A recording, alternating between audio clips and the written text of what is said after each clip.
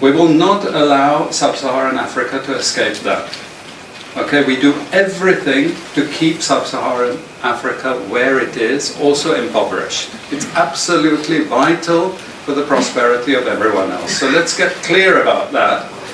Okay, and this means all the economic structures, all the global institutions, and the economics we teach everyone is all designed to keep Africa exactly where it is.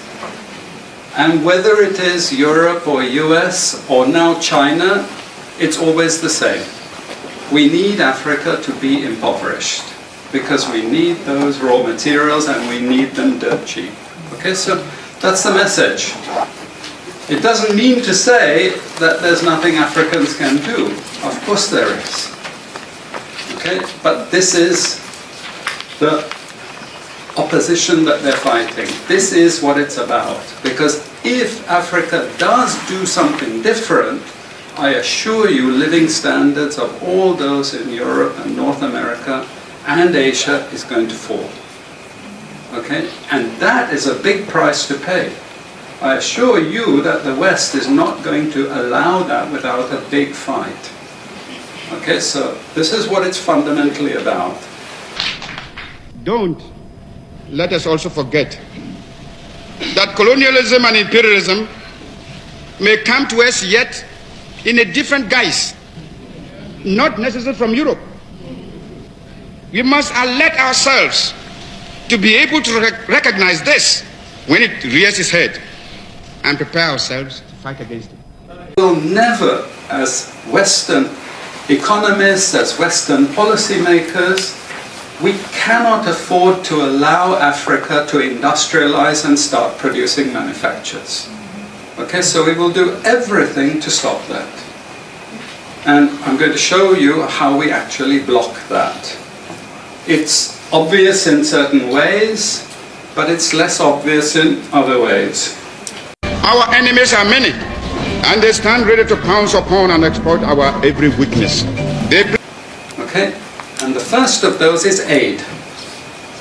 Okay, we give them aid. Aid for what? Actually, we give them aid to keep repressive regimes in power. That's all. Okay, we're not giving them aid for much more except a little bit of infrastructure to make sure those raw materials get to the ports and are gotten out of the ground. But for the most part, we give repressive regimes money and power and guns to keep that system going. This is what it's fundamentally about. All the hypocrisy about transparency and democracy and bullshit like that, it's all bullshit. You know? And at least the Chinese don't enter into that bullshit. They say, we don't care about the whole political environment, we just give them money. We are being baited to enter a European community. We must have something that community needs, and needs badly, when it pretends to offer a bonus by way of aid. The United States is all in on Africa's future. At the G7 meeting earlier this year, we announced our intention to collectively mobilize $600 billion in the next 5 years. Today's announcement joined a portfolio of Partnership for Global Infrastructure and Investment projects already underway in Africa, including mobilizing $8 billion in public and private finance to help South Africa replace coal-fired power plants with renewable energy sources and develop cutting-edge energy solutions like clean hydrogen. A deal worth $2 billion to build solar energy projects in Angola. Number two, and this was a very important one, still is debt. I was telling some of my students today, was it today or yesterday, about Confessions of an Economic Hitman. You remember this? Have any of you heard of this one? Confessions of an Economic Hitman. It's a book written by John Perkins, who used to work for a very nebulous, opaque bank. No one had ever heard of this bank, but it was formed in the 1950s by the IMF, the CIA, and the American State Department. And it had only one job, to lend money to developing countries that were raw material producers in order to indebt them. Once you are in my debt, I control you. Okay? And this bank had 4,000 employees, but no one ever heard of this bank, you see? But it would go to country after country offering loans. And if the president did not accept the loan, they were killed. And he gives 2 examples of presidents who were killed when they did not accept the loan. You see, the lending is also very important to trap the country. It's very important. It's part of that process. We have a third structure which is again not known by many people, but it's something that was put in place and continues to this very day, with no one discussing it. No one says anything about it. It is monopoly buying structures. This is for all raw materials and basic agricultural goods produced by developing countries. There are only 4 or 5 Western multinationals that buy all those goods. And they collude between them. So if you take any major product, these Western multinationals, they collude between them. Even if we go down to banana production, we had a PhD done here at the ISS, and the person showed that the 4 or 5 major multinationals, they collude, and in order to make sure their control is total, what they do is they force all the producers to produce the same uniform banana. You know, the crap you buy in the West and has no taste at all. You go to any developing country, you know how a banana tastes, don't you? There's so many of them, lots of varieties, but we only market 1 or 2 types, so we have control, you see. If you don't produce at the price I want you to produce, I go to the next country. You see, we get control. So these buyers, they impose that control, and they keep pushing the prices down and down and down. Okay, this is the game. No one says anything about it. There are no commissions of inquiry to say, this is illegal, what you're doing. The WTO has nothing to say about this. But sorry to say, you know, if banana prices rose 10 times, especially for people like me who love bananas, okay, I protest. I like my living standards. Okay, it's the same with all the other raw materials, you see. We're all benefiting, we're complicit. We're actually complicit in this because we will protest and shout out if the situation ever changed. We must begin to build immediately our own continental common market.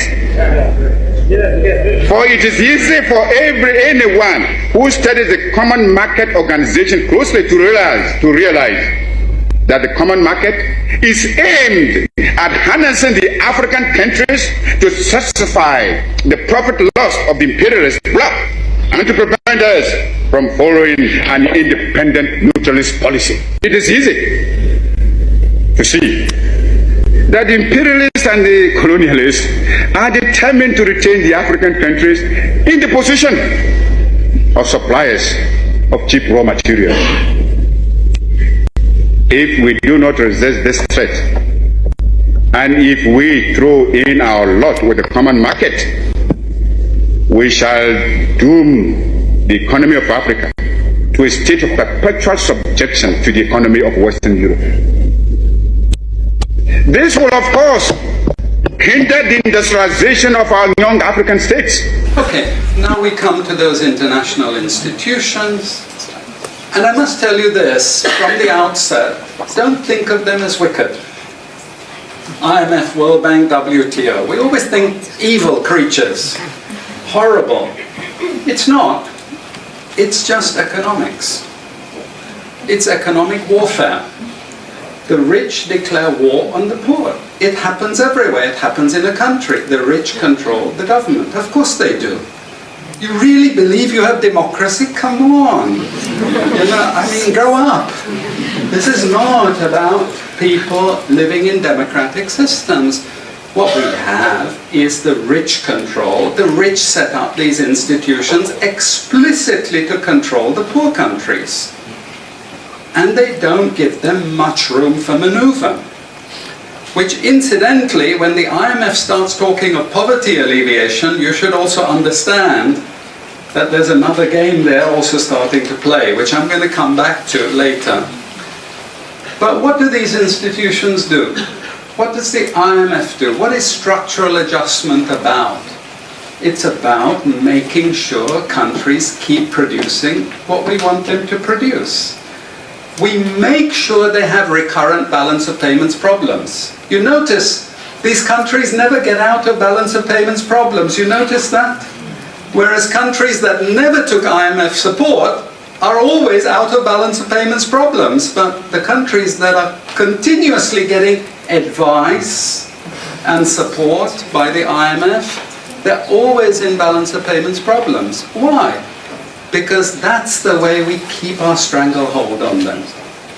And that's what we have done. We have done, the IMF and the World Bank.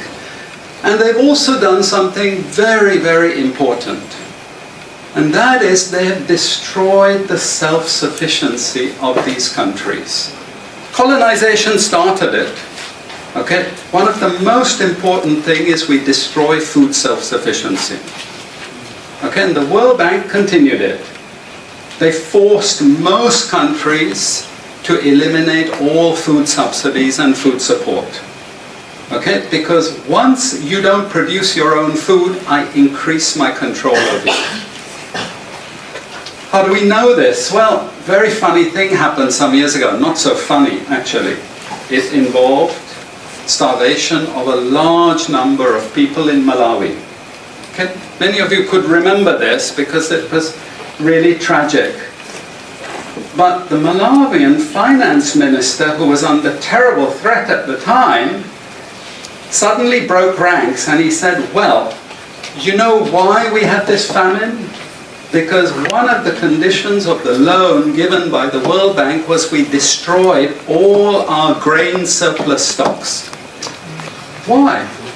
Because remember, we want you dependent. We cannot allow them to produce manufacturers. It's not difficult. Trust me, it's not difficult. We need nationalist governments. We need them committed to industrialization, and it won't take them a decade to move out from where they are. This is the fundamental point. It's not difficult. But this next round of the WTO is designed to block that. If we had time, I would go through all the different things that they're trying to put into place to block anyone else getting on top of the ladder. You've read this book of Hajun Chang, Kicking Away the Ladder. You see, when we become rich, we make sure the others can't climb up the ladder and join us. Okay? And this is what this next Doha round is about. It's to make sure, especially sub-Saharan African countries, do not escape. This is important for academics. You see, we teach, in many cases, garbage. And it doesn't hurt anyone, a lot of this garbage. You know, it's just blah, blah, blah, blah, blah. And we don't know what we have learned, but anyway, we were there at the university and you got a certificate and you go away and you feel you've learned something. But sometimes we teach very destructive things. And no more important than when we're teaching people from developing countries. Okay, and one of those very damaging and destructive things is the doctrine of comparative advantage. It's a lie from beginning to end. It's utter crap. It has been decimated many times, but we keep it in every curriculum. Why? Because it tells sub-Saharan African countries that their destiny is to produce raw materials, you see. And if you produce raw materials, you get rich just like we are in the West. You see, this is the game we're playing. And just for you to be totally confused, we normally build models with it, mathematical models, so you really have no idea what we're talking about. But it seems all very scientific. Then we have the modern version of this is because it's all a failure, we know it's a failure, we now have a new generation of economists saying, it's only a failure because you're all corrupt in your countries. We call that new institutional economics. You've all probably learnt it all, but you didn't know why they invented it. It was invented to tell you the same thing. You should keep producing raw materials. Now, don't be as corrupt as you were before. Nobody ever told you that aid was designed to actually start the corruption process in the first place. Okay, and we need corruption to make sure you're doing all these things. But now we blame the victim. You're poor because it's your fault, basically. And you're poor, stupid, and corrupt, basically. This is the message that we're giving people. And that is, there are also what I call more enlightened approaches, but which are also potentially destructive for sub-Saharan African development. And this is where I come back to the IMF and the World Bank. You see, now they're all into poverty alleviation. They want you to concentrate on redistributing income, and it's something nice. You're young people, you're socially conscious, you're aware. You don't like all this injustice. So you gravitate towards what we call pro-poor strategies. But actually, I'm sorry to tell you, that is not what Africa needs. Africa needs aggressive industrialization. When China was a communist country and we had equal distribution, who feared China? Who took them seriously? They weren't even the size of the Netherlands. But today, I can't open an internet site, I can't open a magazine, I can't open a newspaper without China, China, China, China. And we know what has built China. It's not socialism or communism, it's capitalism, guys. It's manufacturing, it's production. This is what creates employment, this is what created jobs. I'm not pro-capitalist, but this is the reality, and unfortunately, we're now going to get caught with the good cop, bad cop. The good cop is now IMF saying, oh, you must concentrate on poverty reduction and income redistribution, as long as we can take you away from industrialization. This is the crucial thing, you know? I leave it at that. And I'm sorry I took so much.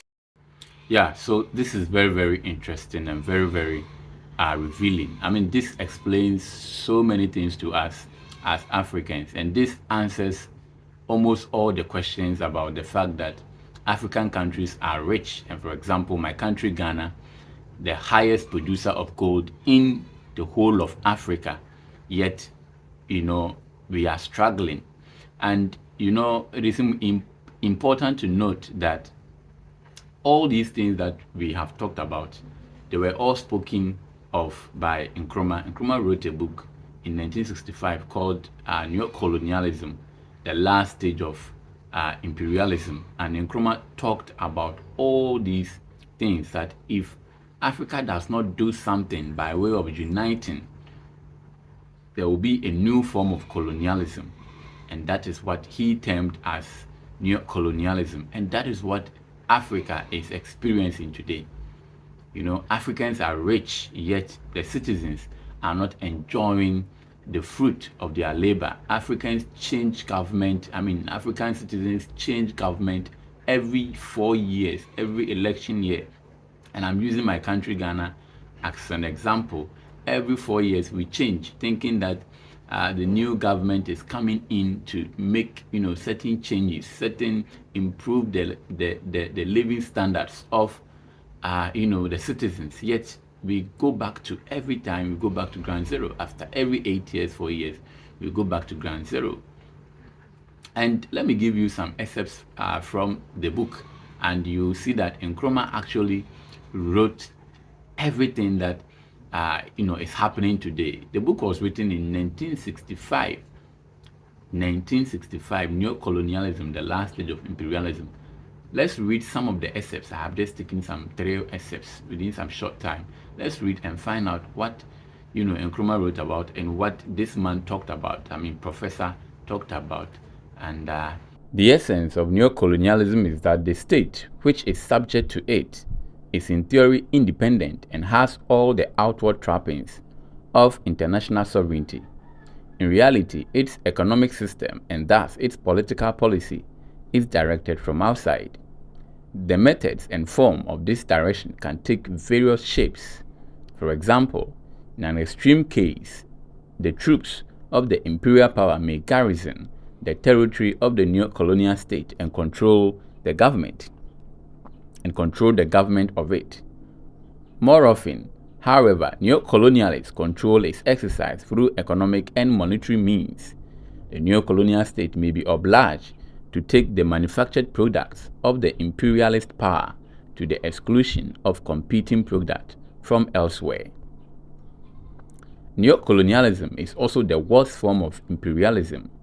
For those who practice it, it means power without responsibility, and for those who suffer from it, it means exploitation without redress. In the days of old-fashioned colonialism, the imperial power had at least to explain and justify at home the actions it was taking abroad. In the colony, those who served the ruling imperial power could least look to its protection against any violent move by their opponents. With neo-colonialism, neither is the case. The result of neo-colonialism is that foreign capital is used for exploitation rather than for the development of the less developed parts of the world. Investment under neo-colonialism increases rather than decreases the gap between the rich and the poor countries of the world. The struggle against neo-colonialism is not aimed at excluding the capital of the developed world from operating in less developed countries. It is aimed at preventing the financial power of the developed countries being used in such a way as to impoverish the less developed countries.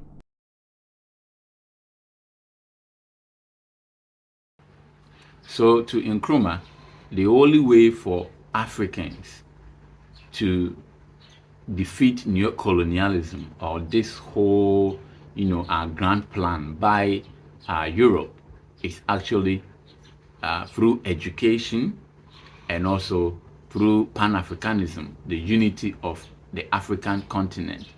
When Africa is united, it will take away, the situation whereby you find some European powers playing one country against the other.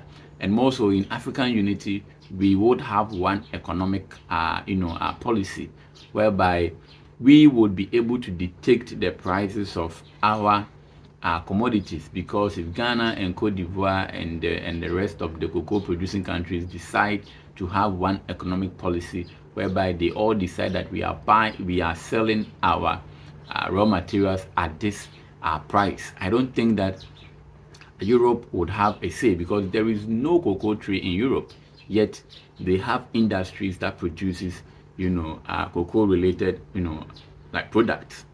So in African unity, there will be one economic planning, there will be one common market. You heard Nkrumah talking about common market. It is also sad to even know that most African countries we don't even trade among ourselves. Okay, and that is why the AfTA is here. And we think that through education, as I'm doing, as well as African unity, where we can actually, take charge of our destiny. If not, Nkrumah has already prophesied that no African country, especially sub-Saharan, would enjoy the full benefit of its independence if this is not done. You see, Prof was stressing on sub-Saharan Africa, and when you look at the map of Africa, sub-Saharan Africa is the most poorest, among them. So something has to be done, and it has to be done fast. If not, now Africans are losing, patience. Citizens in sub-Saharan Africa are losing everything. Ghana, for instance, we are at a crossroad. We don't know who to vote for. As it stands now, all the parties since independence, they have all, they have all actually disappointed us. And it's just sad that youth in Ghana today are all the things they are thinking about is traveling. You know, meanwhile, we are the country, the highest producers of gold in the whole of Africa. So what prevents us from being rich or having a good standard of living is because of some of these things. You know, yeah. So I don't know what you think about this whole issue, but you can share your view in the comment section. And let's, talk about Africa. Let's talk about some of these developmental issues. How can we come out of it? Because it is very dire. Our politicians come out, they do profess, we'll do this, we'll do that, but at the end of the 4 years, we don't see anything, any change in our life as a people. So let's talk. I mean, just say something. What do you think Africans should do, or African leaders should do?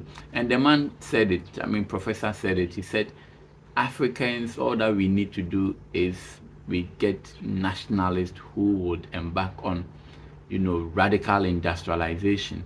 And once that is done, Africa is free. But who is going to do that? And don't forget, the Europeans have already said it, that they will kill you if you stand their way in that regard. So our leaders cannot do it alone. We all need to come on board and support our leaders. No wonder Nkrumah and Co, Lumumba and Sankara and Co were all killed. It was partly because of some of these things. So yeah, let's keep talking.